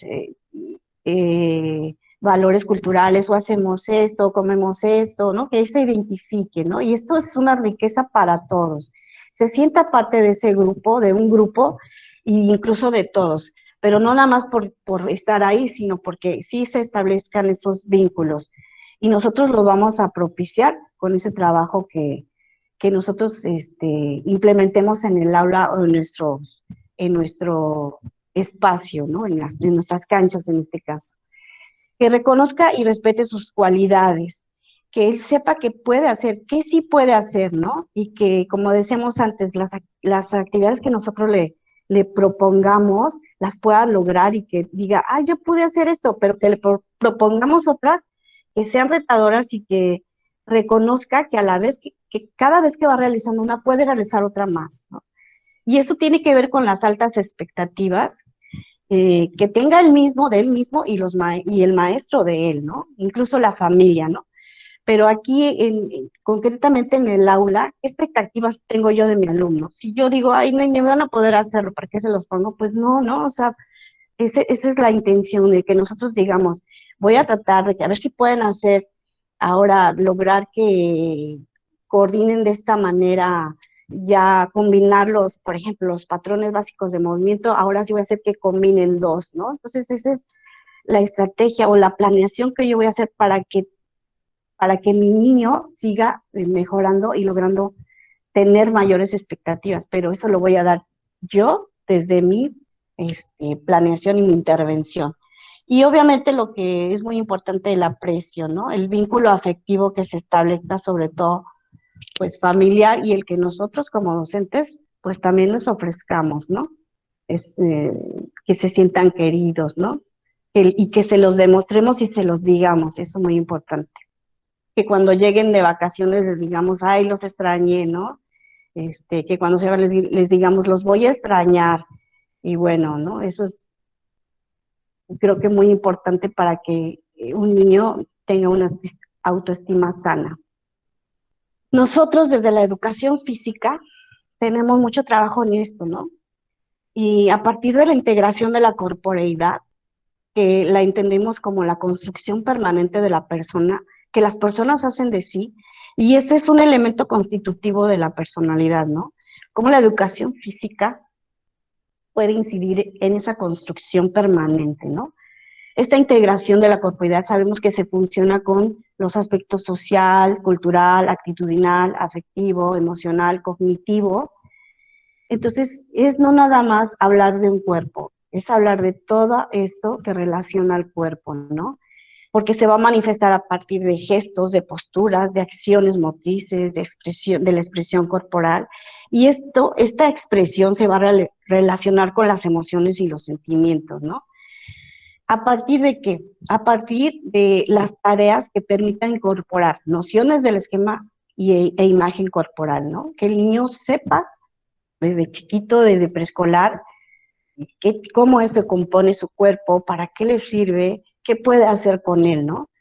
Implica reconocer, cuidar y aceptar el cuerpo, ¿no? Y la educación física, pues, incide de manera muy, muy directa en esta construcción de la corporeidad, ¿no? Y a mí me gusta mucho lo que dice Elisa Grasso, ¿no? La corporeidad soy yo, y todo aquello es lo que me corporizo, todo lo que me identifica. Nuestra corporeidad está presente aún cuando nosotros no lo estemos físicamente, ¿no? Una carta, una sonrisa, un recuerdo de alguna palabra nos hace referencia a esas personas que ya no están con nosotros. Entonces es muy importante que desde la educación física integremos esta corporeidad. Y bueno, nos habla también de las normas en la escuela y en el aula, ¿no? Aquí nos habla, pues obviamente, de la convivencia, los valores centrales para la convivencia en la escuela es el respeto, ¿no? El respeto por los demás. El respeto y identificar esas diferencias que nos hacen únicos y diferentes, y que no significan que unos sean más ni menos. Y también aquí nos habla del respeto a la persona y la justicia, que esas normas que se implementen en el salón o que diseñemos, pues se haga que esas consecuencias sean con justicia, ¿no? Que si el niño tiró basura en el salón, pues nosotros que esa consecuencia sea justa con ello, ¿no? Porque cuántas veces vemos que los niños no salen a la clase de educación física porque a lo mejor no se apuraron en alguna actividad académica, y pues creo que no es justo, ¿no? Esa no es la consecuencia justa. Y por eso es importante que todas esas normas que se instauren en el aula, pues los alumnos participen de ella, ¿no? En la elaboración y en cómo se deben de atender si no se cumplen, ¿no? Si ellos mismos participan en esa elaboración, pues es más fácil que las cumplan, ¿no? Vamos a irnos más rapidito, pues tenemos también la resolución de conflictos, que es muy importante, y qué actitudes tenemos ante esos conflictos. ¿Cómo podemos intervenir en un conflicto? Y tenemos, por ejemplo, que hay varias actitudes, ¿no? Está la acomodación, que dice pierdo, ganas; la competitividad, gano, pierdes; la evasión, pierdo, pierdes; la negociación, ambas ganan; y la cooperación, gano, ganan, ¿no? Y obviamente no, así podemos inferir que la mejor es la negociación y la cooperación, ¿no? Pero, pues dependiendo del caso, pues es importante, cualquiera puede ser, ¿no? Cualquiera puede ser, pero pues aquí la importancia es cómo se interviene en el conflicto, ¿no? Y aquí nos habla de que creamos grupos en un ambiente de aprecio y de confianza, que se favorezca la comunicación, que se trabaje la cooperación, que se aprenda a analizar un conflicto y a negociar y generar esa solución creativa. Por ejemplo, ¿no? Aquí, para aprender a analizar conflictos, es importante que se considere a las personas, a los procesos, al proceso en sí del conflicto y de cómo se va dando, y al problema, ¿no? Por ejemplo, en las personas, tomar en cuenta la percepción de cada uno, ¿no? La imagen que se deje en esa percepción, ¿no? Que ninguno se sienta minimizado, ¿no? Nada más es incidir, a ver qué percepción, qué dice él y qué dice él, ¿no?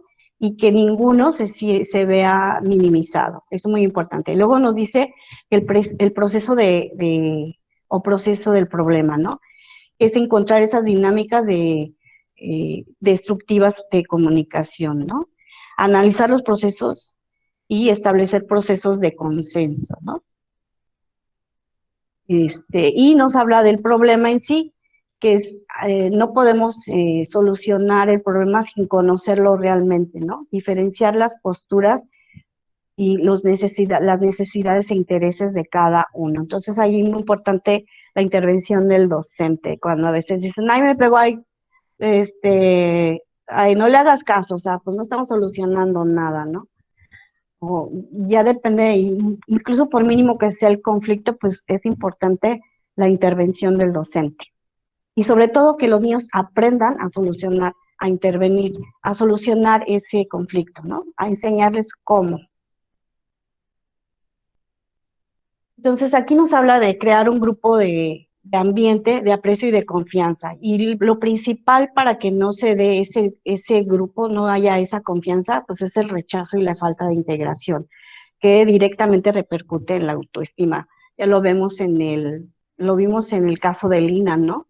Cómo se dio ese rechazo y no se dio la integración, y en lo que repercutió directamente fue en la autoestima de Lina. Y luego nos habla de los principios de curso, que se debe un espacio, que es un espacio para crear ese grupo, perdón, precisamente a principio de curso es el espacio ideal para crear grupo, y nos habla de que podemos usar juegos de presentación, juegos de conocimiento, juegos de afirmación y juegos de confianza, ¿no? Que a lo mejor es lo que debió de haber considerado el maestro Juan.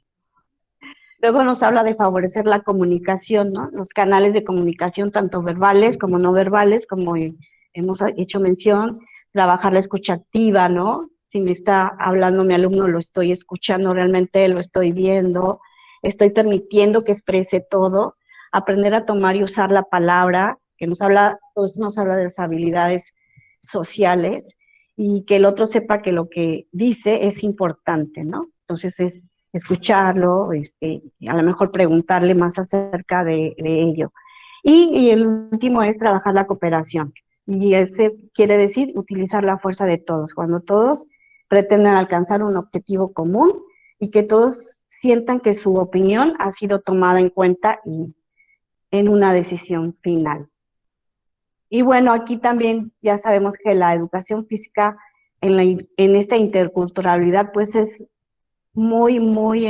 somos privilegiados porque podemos incidir de manera muy importante en esa formación de valores, en esa resolución de conflictos, en ese trabajo cooperativo, a través de nuestras actividades cooperativas y los proyectos, que también son una forma de trabajar para promover esa interculturalidad, para favorecer ese aprendizaje, ¿no? Pero también nos habla de que, aparte de que sea un aprendizaje colaborativo, también debe de ser autónomo, ¿no? Que el niño, de manera autónoma, vaya desarrollando todas esas habilidades, todas esas capacidades, ¿no? Porque propician esa interacción, favorecen el desarrollo físico, obviamente nosotros incidimos en ello, la integración social y ese proceso de comunicación. Entonces es muy importante trabajar esas actividades de colaboración y de cooperación. Y bueno, así va muy rapidito. Está aquí Philip Perreno en su competencia de afrontar los deberes y los dilemas éticos de la profesión. Nos habla la verdad yo sí les recomiendo que lean esas competencias de Philip, pero en esta nos habla de la prevención de la violencia en las escuelas, ¿no?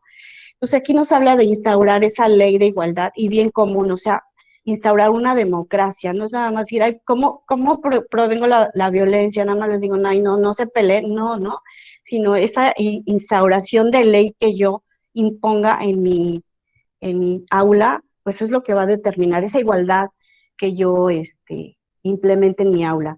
La lucha contra prejuicios y discriminación, ¿no? Que es la tolerancia y el respeto a las diferencias, ¿no?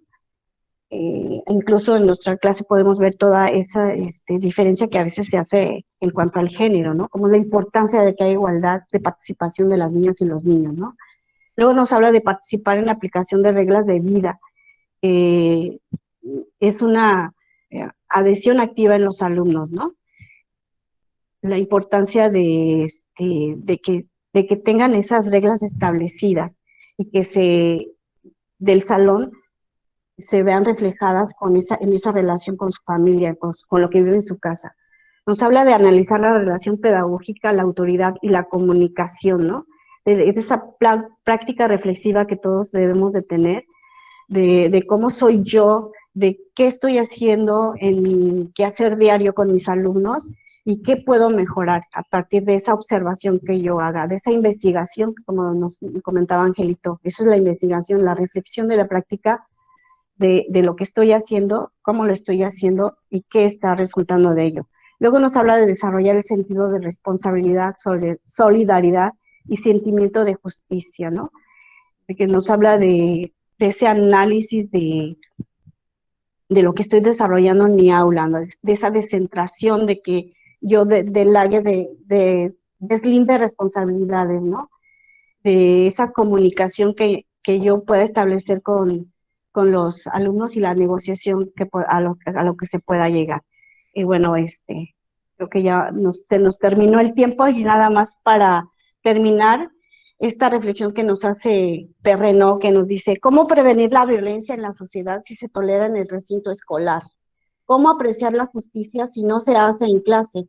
¿Cómo involucrar el respeto, inculcar el respeto sin encarar este valor en el día a día? A veces se dice que uno enseña lo que es, en el ámbito que nos ocupa. Todavía es más cierto, el haz como yo digo, no como yo hago. Pues un poquito de la reflexión. Y para nada más completar y de una vez terminar pues este criterio, les voy a poner un videíto que nos habla de la importancia de la relación que nosotros tengamos con los padres de familia, ¿no? De esa intervención que nosotros podamos hacer con ellos y que lo podemos ver en la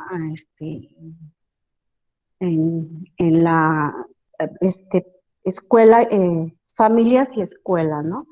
Entonces lo vamos a ver así nada más rapidito para que ya concluir con esto y terminamos. A ver, vamos a presentarlo y a ver si se ve ahí.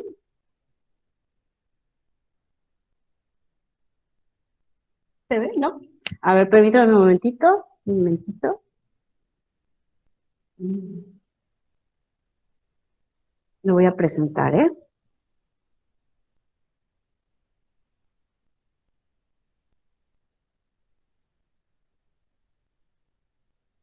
Sí, entonces, ahí va.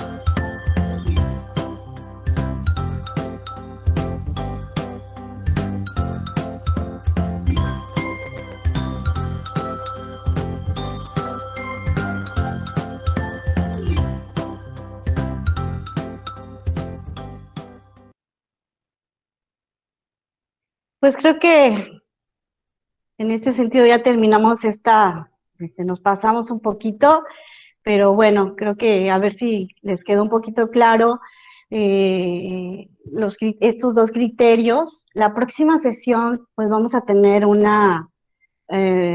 vamos a ver el criterio 2.3, pero sobre todo vamos a ver la guía, las orientaciones para detectar a los niños con abuso y maltrato y acoso escolar, que es muy importante, y ahí se hace referencia a muchos reactivos, ¿no? Entonces, y también vamos a analizar algunos reactivos con el profesor Angelito, que tiene mucha experiencia porque él ha ido bueno, todos nosotros hemos ido a elaborar algunos reactivos y los vamos a ver con más detenimiento para la próxima sesión. Pues no sé si tengan una pregunta que hacernos, alguna duda.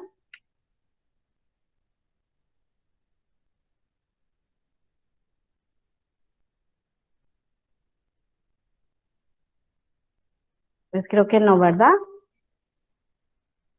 Pues solo les recordamos que les vamos a mandar toda la información al grupo de Telegram, a los grupos a través de las supervisiones, y pues les agradecemos mucho su presencia y los esperamos que tengan unas felices vacaciones, un receso escolar, que descansen, nos quitemos un poquito de toda esta tecnología que ya nos abruma a todos, y pues nos vemos para la próxima sesión, donde terminaremos, como les dije, de ver estos criterios y la guía, que es muy importante que la tengamos muy claro porque nos va a mostrar los protocolos que tenemos que seguir en situaciones de ese tipo tan desagradables, pero que vienen muchos reactivos de ello. Y pues un beso y un abrazo a la distancia a todos. Gracias. Muchas gracias.